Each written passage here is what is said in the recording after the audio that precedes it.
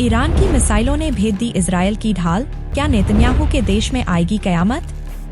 Iran और Israel के बीच नए मोर्चे पर जंग लड़ी जा रही है।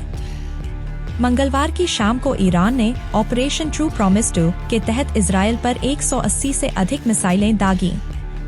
इजरायली अधिकारियों ने इस हमले की पुष्टि करते हुए कहा कि इस हमले कोई हताहत नहीं हुआ है। इजरायल का कहना है कि अधिकतर मिसाइलों को इजरायल की रक्षा प्रणालियों ने नष्ट कर दिया, लेकिन कुछ मिसाइलें इजरायली सीमा में प्रवेश करने में कामयाब रहीं। इजरायल के अधिकारियों ने इस हमले के बाद ईरान को इसका सबक सिखाने की चेतावनी दी है। बहरहाल, यहाँ यह जानना जरूरी हो जाता है कि आखिर ईरान ने कौन कौन सी मिसाइलें दागी जो इजरायल की मशहूर आयरन डोम रक्षा प्रणाली के आगे 20 साबित हुई और इजरायल की सीमा में घुसकर तबाही मचाने में कामयाब रहीं। ईरान की मिसाइलों ने भेद दिया आयरन डोम। 1 अक्टूबर को ईरान द्वारा इजरायल पर दूसरा बड़ा हमला किया गया।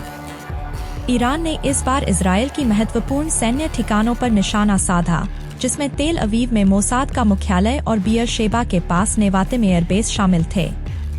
यह मिसाइल हमला तब हुआ जब इजरायल ने अपने सैनिकों को सीमित अभियान के तहत लेबनान में भेजने की घोषणा की थी। इजरायली सेना ने बताया कि यह ऑपरेशन हिजबुल्लाह के आतंकवादियों और उनके ढांचों को खत्म करने के लिए किया गया था। वहीं ईरान के सरकारी मीडिया ने बताया कि इस हमले में कई प्रकार की बैलिस्टिक मिसाइलों का इस्तेमाल किया गया, जिनमें इमाद और गदर के साथ साथ ईरान की नई फतह 2 मिसाइल भी शामिल थी। इमाद, फतह और गदर मिसाइल से बुलंद हैं ईरान के तेवर।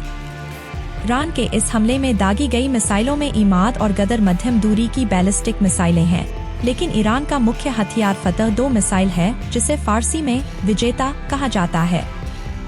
ईरानी अधिकारियों का दावा है कि फतह मिसाइल की गति ध्वनि की गति से 15 गुना अधिक है और इसकी मारक क्षमता 1400 किलोमीटर तक है।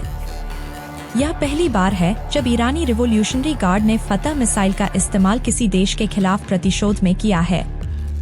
ईरानी मिसाइलों ने इजरायल की आयरन डोम रक्षा प्रणाली को निशाना बनाया, जबकि फतह 2 मिसाइल को इजरायल के एरो रक्षा प्रणाली पर दागा गया।